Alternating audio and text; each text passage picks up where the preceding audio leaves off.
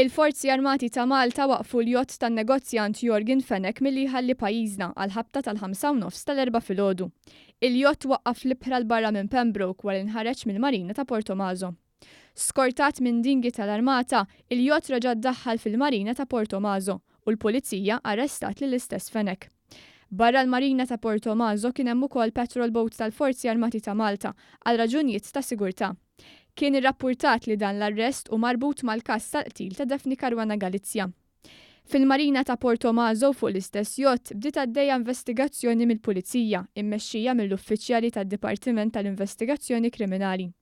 Yorgen Fenech huwa fost l-ikbar negozjanti fil-pajjiż, involut f'negozji li jvarjaw mill-ospitalità għall proprjetà, il-gaming, l-enerġija u l-marittimu.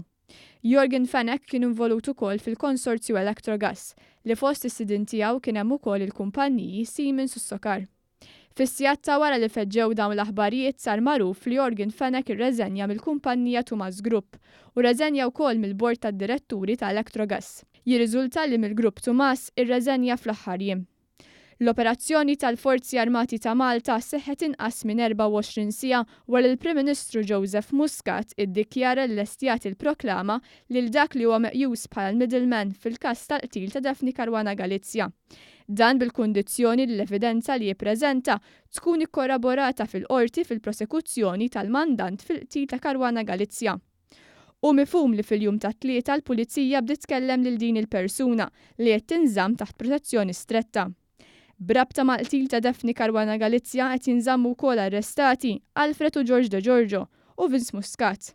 Huma ġew arrestati f'operazzjoni tal-Pulizija ġimgħat wara d-delitt ta' Caruana Galizia fil-Bidnija.